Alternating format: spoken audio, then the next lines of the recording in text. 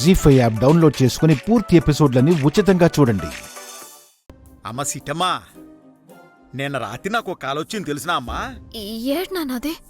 నిన్న రాత్రి పనికి మాలని అది వచ్చి సిట్టమ్మ మీ కూతురు కాదు, సిట్టమ్మ మీ కూతురు కాదు, సిట్టమ్మ మీకు పొట్టలేదని చెప్పి పిచ్చి పిచ్చిగా వాగినాడమ్మా.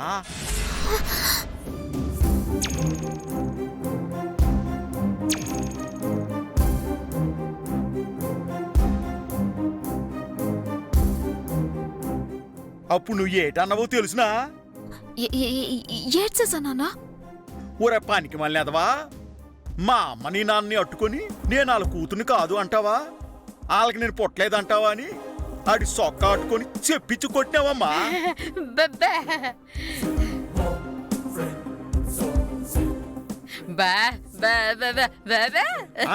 అవునే, సిట్టమ్మ మన కూతురు కాదనింది కల్లో కాబట్టి చెప్పుతో కొట్టినది. అదే బయట ఎవడన్నా అంటేనా ఆడి ప్యానాలు ఈ పేటకే తీసుండేది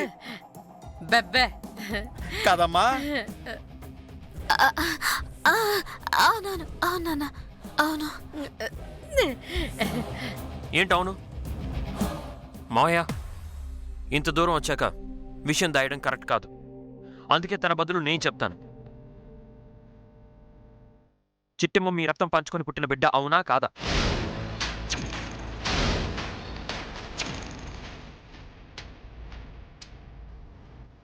ఇదేంటిది, ఉన్నట్టుండి అల్లుడు ఎలాగ అడిగేసినాడు? అవునత్తయ్య గారు, ఈ మాట చిట్టమ్మ అడగడానికి మొహమాట పడుతుంది. అందుకే నేను అడుగుతున్నాను.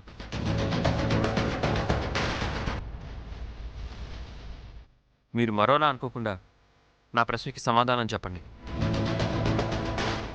చిట్టమ్మ మీ కన్న కూతురా కాదా?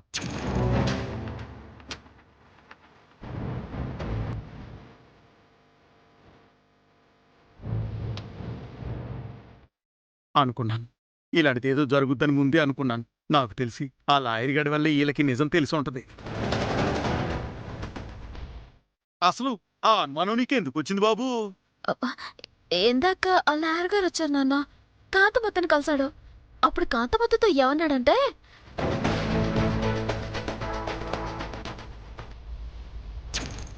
చిట్టమ్మ ఒంట్లో ప్రవహిస్తుంది, కోకిలమ్మ కుటుంబరావుల రక్తం కాదు.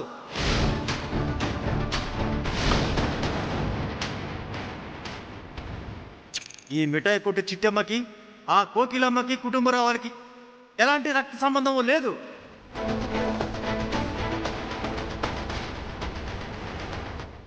ఇదే సత్యం, ఇదే సత్యం, ఇదే సత్యం. ఇప్పుడు చెప్పండి నాన్న, ఆ లాయర్ చెప్పింది నిజమా అబద్ధమా? అంటే అంటే నువ్వు మీ అమ్మా నాన్నల్ని అనుమానిస్తున్నావా తల్లి? నువ్వు మా కన్న కూతురు కాదని చెప్పి నువ్వు కూడా నమ్ముతున్నావు సిట్టే? అది కాదు నాన్న, మొన్న మన ఇంటికి లాయర్ వచ్చినప్పుడు నువ్వు అమ్మ ఏదేదో మాట్లాడారు. ఏటి అని అడిగితే మాట దాటేశారు. ఇప్పుడు అదే లాయర్ మన ఇంటికి వచ్చాడు. కాంతమత్తతో చిట్టమ్మ కోకిలమ్మ కుటుంబరావుల కన్న కూతురు కాదు అని అన్నాడు. నా బొంట్లో ప్రవహించేది మీ రక్తమే కాదన్నాడు. ఆ లాయర్ మాత్రమే కాదు, కాంతమత్త కూడా అదే మాట అంటుంది.